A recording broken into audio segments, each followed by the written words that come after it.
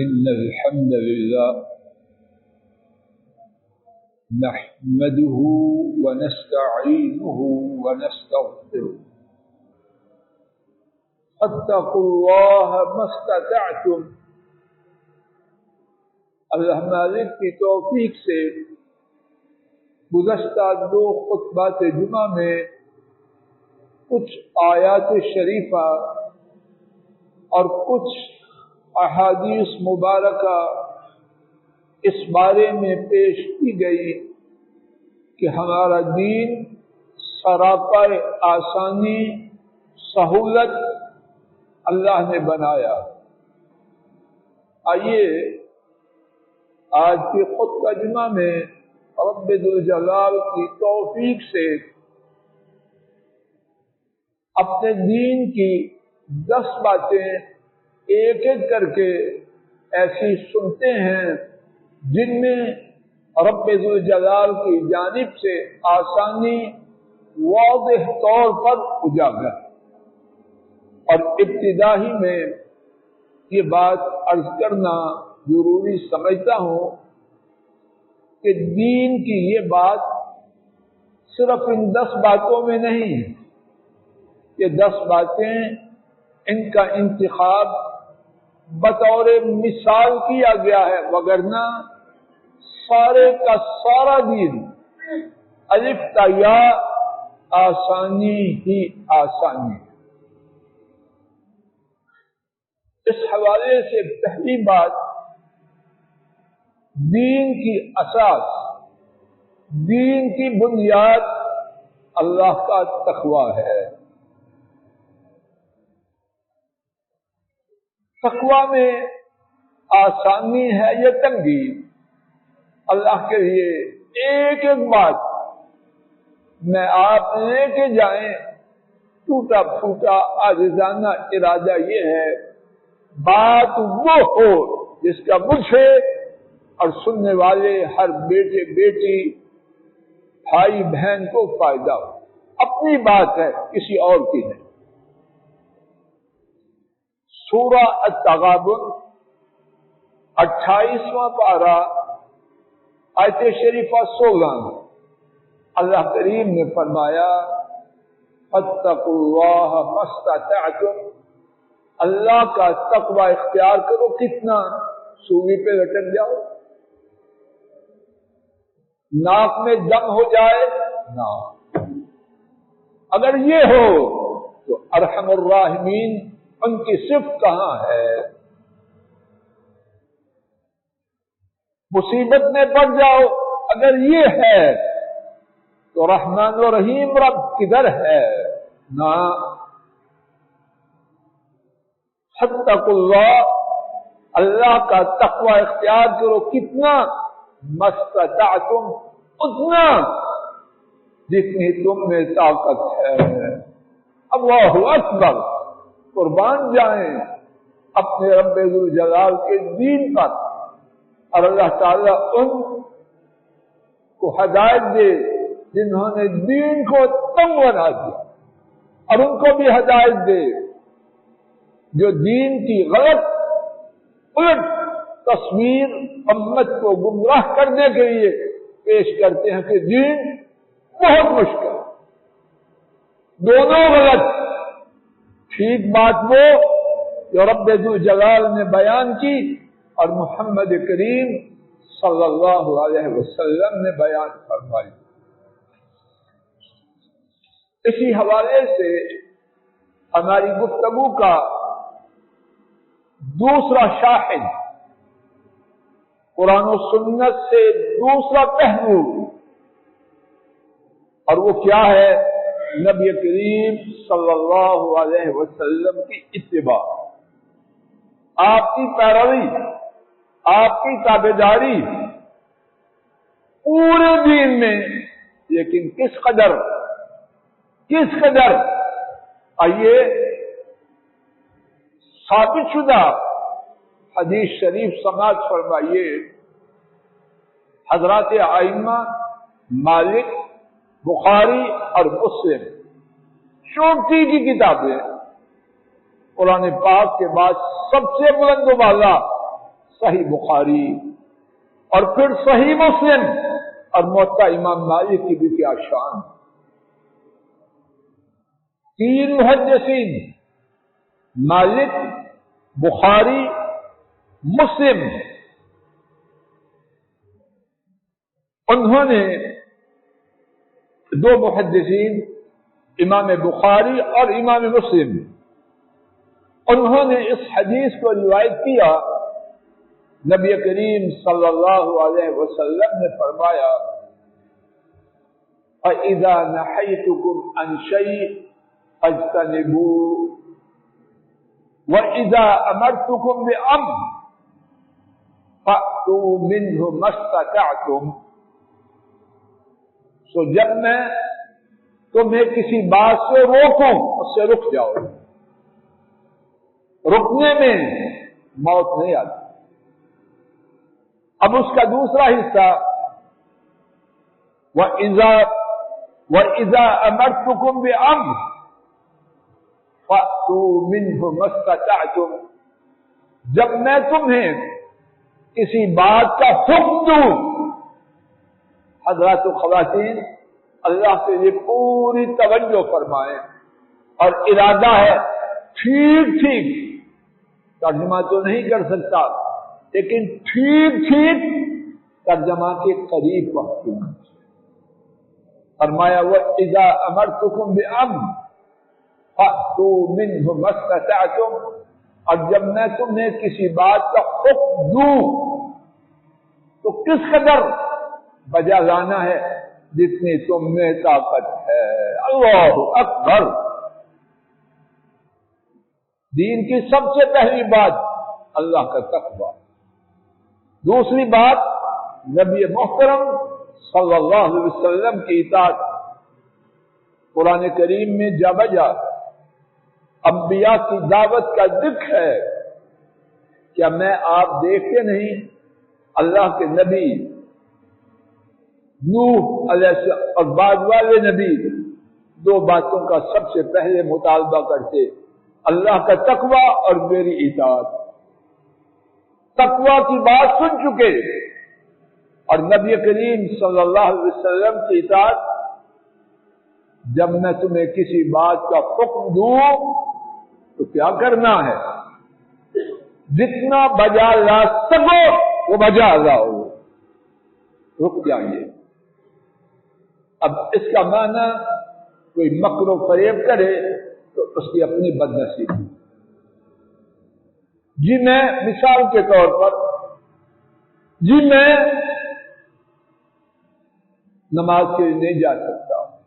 حکم یہ ہے جتنی طاقت ہے اتنا کرو. فون آیا پارٹی آئی ہے دین کے یہ بات آخری مرحلہ میں ہے. اب کیا ہے؟ شیر کی طرح باندھتا مکار اور فریبی. اس میں طاقت ہے کہ نہیں؟ جی مجھے نیند آئی ہے میں اس وقت نہیں اٹھ سکتا مجھے طاقت نہیں. فنکشن ہے جس کے لیے جانے کے لیے فلائٹ لینا ہے اور وہ نماز کے وقت سے پہلے 1 گھنٹہ ہے. اب بر وقت بلکہ قبل الوقت بیفور ٹائم فلائٹ کے لیے پہنچا ہے کہ نہیں؟ اور ان کی طاقت تھی کہ نہ تھی؟ اس بارے میں کوئی مکر و فریب کرنے کی کوشش نہ کرے. اللہ کو مکر و فریب کے ساتھ دھوکہ دینے کی کوشش کرنے والا اپنی جان کو تباہ و برباد کرتا. یخادعون اللہ والذین آمنوا، وہ کوشش کرتے ہیں اللہ کو دھوکہ دیں، اہل ایمان کو دھوکہ دیں. وما یخدعون الا انفسهم، اور حقیقت یہ ہے کہ وہ اپنی جانوں کو دھوکہ دیتے ہیں. وما یشعرون، دھوکہ بھی دیتے ہیں اور جاہل بھی ہیں، ان کو پتہ بھی نہیں کہ اپنے آپ کو دھوکہ دے رہے ہیں. اللہ کو دھوکہ دینا تو ناممکن ہے. اسی حوالے سے ہمارے دین کی تیسری بات، ہمارے خطبہ جمعہ میں نماز کے بعد قرآن کریم میں بار بار کس چیز کا حکم ہے؟ اقیموا الصلاۃ وآتوا الزکاۃ۔ اب دیکھیے، اس سے پہلے نماز، نمبر 1 تقویٰ، نمبر 2 نبی کریم صلی اللہ علیہ وسلم کی اطاعت، نمبر 3 نماز، اور نماز کی کیا شان ہے، کتابیں ہیں اس بات۔ اب اس میں اتنی آسانی ہے، بیسوں یا سینکڑوں باتیں، ہم صرف ایک بات عرض کر کے آگے چلیں۔ سورہ البقرہ آیت شریفہ 239 239 سماعت فرمائیے۔ آیت کریمہ سے پہلے یہ بات، فرض نماز میں کھڑے ہونا یہ نماز کا رکن ہے، اس کے بغیر نماز نہیں ہوتی۔ اب سماعت فرمائیے، فَإِنْ خِفْتُمْ فَرِجَالًا أَوْ رُكْبَانًا، اگر تم حالت خوف میں ہو، اب کھڑے ہونا، قبلہ رخ ہونا، ساری باتیں تم سے اٹھا لی گئی۔ اگر تم حالت خوف میں ہو، پیدل چلتے ہوئے، سواری پہ چلتے ہوئے، جس حالت میں ہو، نماز کو ادا کرو۔ مشہور واقعہ سیدنا عبداللہ بن انیس الجہنی رضی اللہ عنہ، ان کو نبی کریم صلی اللہ علیہ وسلم نے ایک فوجی مشن کا بھیجا، خالد بن سفیان الحضری، مسلمانوں پر حملہ کے لیے لشکر جمع کر رہا۔ آپ نے اس کا کام تمام کرنے کے لیے روانہ کیا۔ اب جا رہے ہیں، نماز عصر کا وقت ہے، نماز پڑھیں تو دشمن نکل جائے، نہ پڑھیں تو نماز چھوٹ گئی۔ کیا کرتے ہیں؟ دشمن کی طرف جاتے جاتے، چلتے چلتے اشارے سے نماز عصر ادا کریں۔ فَإِنْ خِفْتُمْ فَرِجَالًا أَوْ رُكْبَانًا، جب حالت خوف میں ہو، نماز پڑھو جیسے ممکن ہو، پیدل تو پیدل، سوار تو سوار۔ اور جب پیدل اور سوار نماز پڑھیں گے چلتے ہوئے تو قبلہ کا باقی رہنا ممکن ہے، عام حالات میں ممکن ہے۔ چوتھی بات ہمارے دین کے حوالے سے زکوٰۃ کی۔ زکوٰۃ کا ذکر قرآن کریم میں نماز کے ساتھ کتنی دفعہ ہے؟ 20 دفعہ، بعض علماء نے 70 دفعہ یا اس سے زیادہ لکھا۔ اب اس میں آسانی دیکھیے، اور آسانی سننے سے پہلے یہ سن لیجیے، سیدنا صدیق رضی اللہ عنہ نے زکوٰۃ کی اہمیت کو اجاگر کرتے ہوئے فرمایا، زکوٰۃ کے جانور کے گلے کی رسی اگر کسی نے اس کی ادائیگی سے اپنا ہاتھ روکا تو میں صدیق، میں ابو بکر اس سے جہاد کروں۔ معمولی بات نہیں، لیکن اس میں آسانی دیکھیے، صرف 2 باتیں۔ نمبر 1، امام ابو داؤد رحمہ اللہ سیدنا علی بن ابی طالب رضی اللہ عنہ سے روایت کرتے ہیں، نبی کریم صلی اللہ علیہ وسلم نے فرمایا، لیس فی مال زکوٰۃ حتی یحول علیہ الحول، جب تک مال پر 1 سال نہ گزر جائے اس میں کوئی زکات نہیں۔ آسانی ہے کہ نہیں؟ اسی کے ساتھ دوسری آسانی، امام مالک، امام بخاری اور امام مسلم نے سیدنا ابو سعید الخدری رضی اللہ عنہ سے روایت کیا، نبی کریم صلی اللہ علیہ وسلم نے فرمایا لیس فیما دون زوج صدقہ ولیس فیما دون 5 اواق صدقہ ولیس فیما دون 5 اوسق صدقہ۔ فرمایا 3 اقسام کا ذکر کرتے جب تک اونٹوں یا اوٹنیوں کی تعداد 5 نہ ہو جائے ان میں کوئی صدقہ نہیں، نصاب کو پہنچے تو پھر صدقہ ہے، نصاب سے کم ہو تو کوئی صدقہ ہے۔ چاندی جب تک 5 اوقیے نہ ہو جائے اس پر کوئی صدقہ نہیں، اور 5 اوقیے آج کے حساب سے قریباً 600 گرام وزن بنتا۔ اگر کسی کے پاس صرف 590 گرام چاندی ہے اور کچھ نہیں اس پر کوئی زکات نہیں۔ وَلَيْسَ فِيمَا دُونَ 5 اوسق صدقہ، جب تک غلہ 5 اوسق نہ ہو جائے اس پر کوئی زکات نہیں، اور 5 اوسق آج کے حساب سے 750 کلو بنتی ہے۔ اگر غلہ نکلا، زمین کی پیداوار ہوئی اور وہ 700 کلو ہے اس پر کوئی زکات نہیں۔ تو زکات کے بارے میں کیا آسانی ہم نے سنی؟ نمبر 1، جب تک مال پر سال نہ گزرے کوئی زکات نہیں۔ دوسری آسانی، جب تک مال نصاب کو نہ پہنچے اس پر کوئی زکات نہیں۔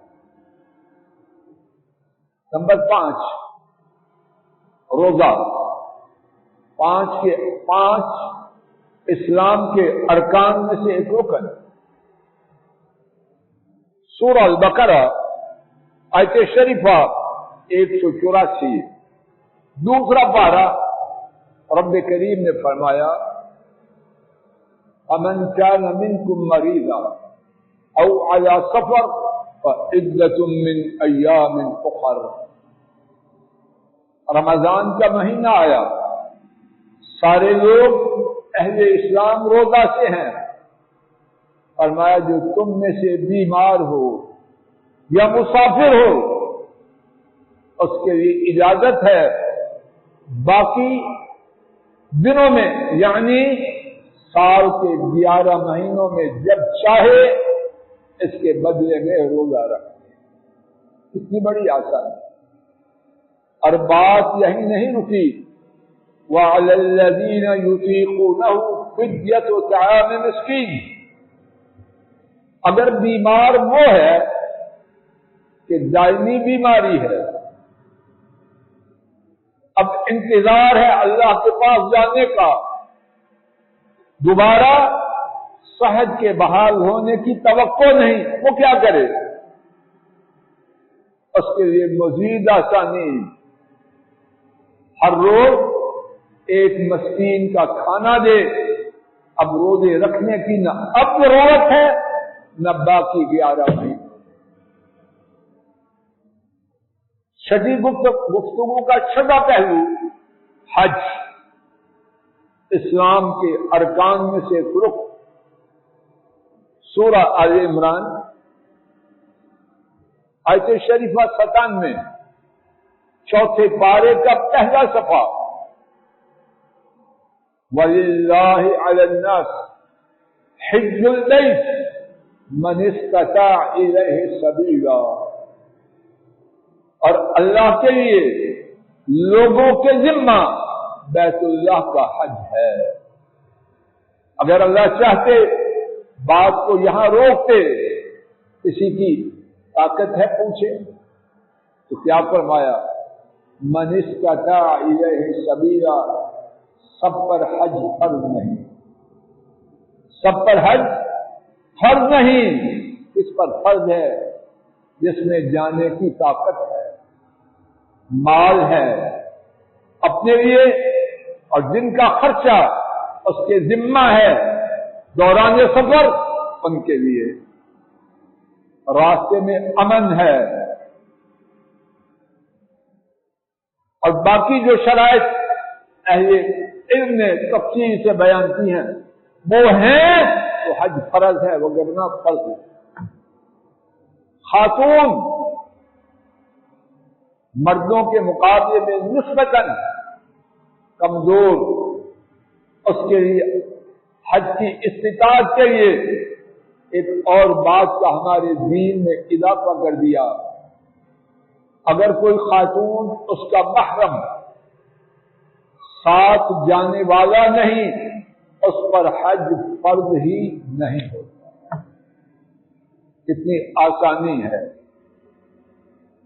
دوبارہ سنیے، اگر کسی خاتون کا ساتھ جانے والا محرم نہیں یا نہیں جا رہا تو کیا کرے خاتون؟ گھر میں آرام سے بیٹھے، اللہ جانتے ہیں اور اللہ سے توقع ہے گھر میں بیٹھے بیٹھے اللہ اس کو حج کرنے کا ثواب عطا کرے۔ یہی بات کو روکتے ہیں۔ انشاءاللہ اسی مقام سے آئندہ خطبہ جمعہ کا آغاز کیا جائے گا۔